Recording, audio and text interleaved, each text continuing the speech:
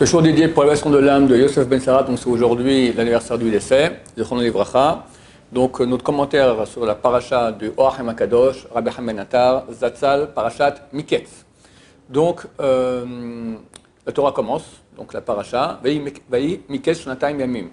À la fin de 2 ans, Paro Cholem, ou Paro Cholem, Vine Omed Aleor. Et Pharaon rêve et il se tient sur le Yehor, sur le Nil. Or HaMakadosh dit qu'en bon hébreu, d'habitude, on ne dit pas et Pharaon rêve, mais on dit Vayachalom Paro. Et arrivé par Pharaon. En français, on ne dit pas comme ça. On dit d'abord le sujet, après le verbe. Mais en hébreu, d'habitude, on dit le contraire. Et là, il y a eu d'abord le sujet et après le verbe. Comme ça, on veut mettre l'accent sur le mot et Pharaon rêve. Alors, il donne plusieurs explications pour pourquoi c'est ainsi. Et on va prendre la dernière qu'il donne. Il dit que du fait que le rêve était extrêmement clair. D'habitude, un rêve, c'est pas clair, on des choses un peu anormales, enfin, on rêve à moitié et c'est pas très clair. Là, c'était tellement clair, il voyait les choses de façon tellement distincte, même le fait qu'il rêve. Lui-même, il se sent, moi, Pharaon, je sais maintenant que je suis en train de rêver, et je vois maintenant tout ce qu'on me dit dans ce rêve-là. Pourquoi c'est pour cela que c'est écrit, et Pharaon rêve, parce que lui-même dans le rêve, c'est Pharaon. Il sait que lui, Pharaon, est en train de rêver. Et qu'est-ce qu'il voit? Et voici, du Nil sortent 7 vaches belles. Demande le Rav, pourquoi est-ce que c'est marqué qu'elles sortent comme ça? Il dit aussi ici en hébreu, on aurait dû écrire. On écrit d'abord l'endroit. Et voici du Nil sortent 7 vaches. On a dû dire, et 7 vaches sortent du Nil. Le sujet, c'est les vaches. Le Nil, c'est l'endroit. Toujours on cite d'abord le sujet, puis après l'endroit. Là, on met l'accent sur l'endroit. Et du Nil sortent 7 vaches. Pourquoi? Si on avait dit que les vaches sortent du Nil, on aurait compris que l'essentiel, ce n'est pas le Nil, ce sont les vaches. Alors on peut dire maintenant que pourquoi elles sortent du Nil? Elles sont passées dans le Nil. Elles étaient hors du Nil, elles sont rentrées dedans, hop, elles ressortent de l'autre côté du Nil.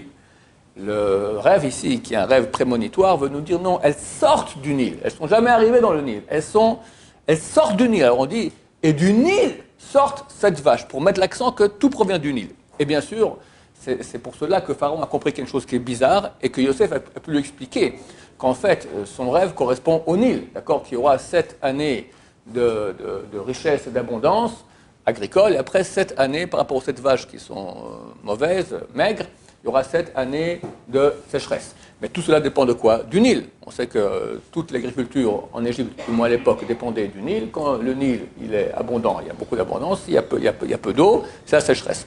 Donc en fait, les 7 vaches qui correspondent aux 7 années, elles sortent du Nil. Du Nil, ils sortent les 7 vaches. Tout provient du Nil.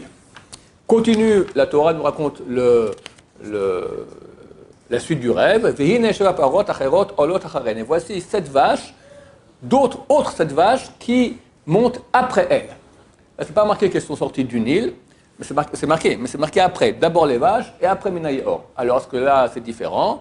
Non, il nous dit maintenant c'est Achareren. Achareren, ça veut dire après elles. Comme les premières, c'est le Nil qui est le point central, là aussi, les dernières aussi, elles sortent du Nil, Achareren, après les premières, comme les premières. Et enfin, on a le deuxième rêve, celui des épis de blé. Et la fin du rêve, on voit les 7 épis maigres qui vont avaler les 7 épis gros, et c'est écrit Vaikatz Paro Venechalom. Et Pharaon s'est réveillé, et voici c'est un rêve. Pourquoi c'est marqué voici s'est réveillé, et voici que c'est un rêve? C'est marqué juste avant que Pharaon a fait un deuxième rêve, et il rêve des épis gros et maigres. Alors pourquoi tu me dis maintenant il s'est réveillé? Il s'est réveillé, et voici un rêve. Alors HaMakadosh explique comme ça, il dit que, contrairement au premier, dans le rêve des vaches, Pharaon se voit en train de rêver. On dit Paro Cholem, d'accord? On met l'accent sur Paro, c'est lui se voit en train de rêver. Le deuxième, pas du tout. Le deuxième rêve était tellement réel qu'il ne pensait même pas que c'était un rêve. Lui croyait qu'il vivait dans la réalité.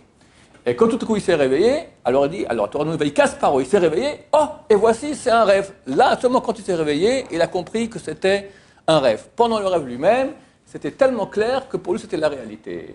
Donc la Torah nous dit non, et là il s'est réveillé. Baruch Adonai, l'olam, amen, va amen.